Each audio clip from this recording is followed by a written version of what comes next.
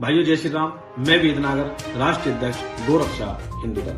जैसा कि आप सभी को पता है कि एक हफ्ते पहले मेवात की गोरक्षा की टीम से सूचना मिली थी कि एक बंगाल से बंद बोरी कंटेनर गोमांस लेकर नोएडा आ रहा है।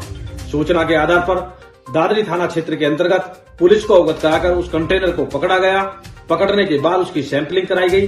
जहां पर उस कंटेनर को सील कर कोल्ड स्टोरेज में रखा था, वहां से सूचना मिली कि ऑलरेडी गोमांस वहां पर लगभग 200 से 250 टन और रखा है। उसको भी अगले दिन सील कराया, उसकी सैंपलिंग कराई।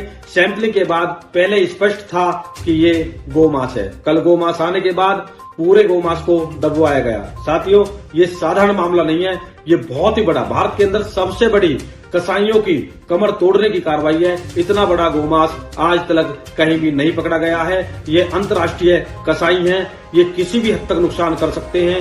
ये पैसे के दम पर, ये राजनीति के चलते हुए किसी को भी नुकसान पहुंचा सकते हैं। लेकिन हम गो भक्तों ने अपनी जान पर खेलकर इसको कार्रवाई को अंजाम दिया है।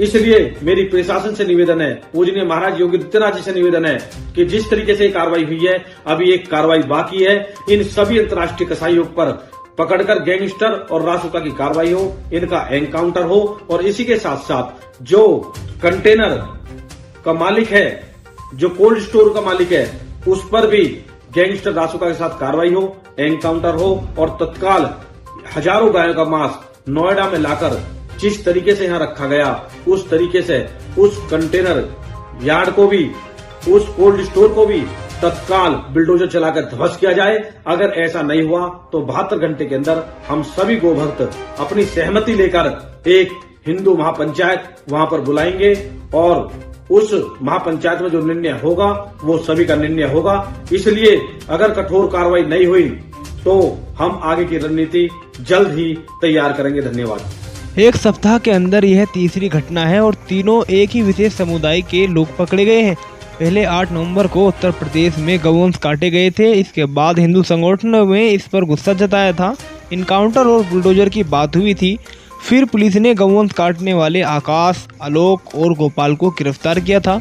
आकाश के पैर में गोली लगी थी। 2 दिन पहले आकाश ने अपने साथियों के साथ खेत में 3 बेल काट डाले थे। उसके बाद दूसरी घटना मुजफ्फरनगर में हुई थी। गौवंशों से पुलिस की मुठभेड़ हुई थी। संदीप को पैर में गोली लगी थी और साथी लोकेश, कैलाश पकड़े गए थे। चौकस आवारा पशुओं को चुराकर काटने के लिए बेचते थे। मौके पर इनके पास से 3 गाय भी बरामद हुई थी। और अब तीसरी घटना भी उत्तर प्रदेश से है। ग्रेटर नोएडा में मांस से भरा हुआ एक कंटेनर पकड़ा गया है। मांस की जांच में पता चला कि यह कंटेनर गौ मांस का था, जिसे जोशी के कोल्ड स्टोरेज में रखा जा रहा था। पूरन के साथ खुर्शीद, अक्षय, शंकर और सचिन भी पकड़े गए हैं। उत्तर प्रदेश में गौ हत्या का मामला रुकने का नाम नहीं ले रहा है। आपकी क्या प्रतिक्रिया है इस पूरी खबर पर? कमेंट बॉक्स में अपनी राय जरूर रखें और देखते रहें।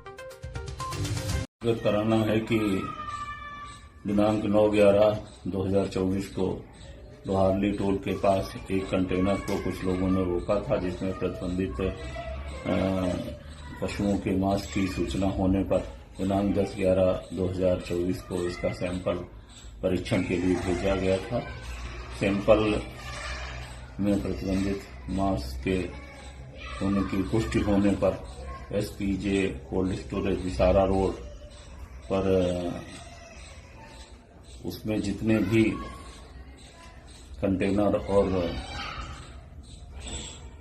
अन्य सामग्री रखी थी उसको नियमानुसार नष्ट कराया गया है तथा कोल्ड स्टोरेज के मालिक, ड्राइवर, सहचालक और अन्य सहयोगी जो थे, कुल 5 लोगों को इसमें सुसंगत धाराओं में गिरफ्तार करके जेल रवाना किया गया है। अन्य विधिक कार्रवाई प्रचलित है।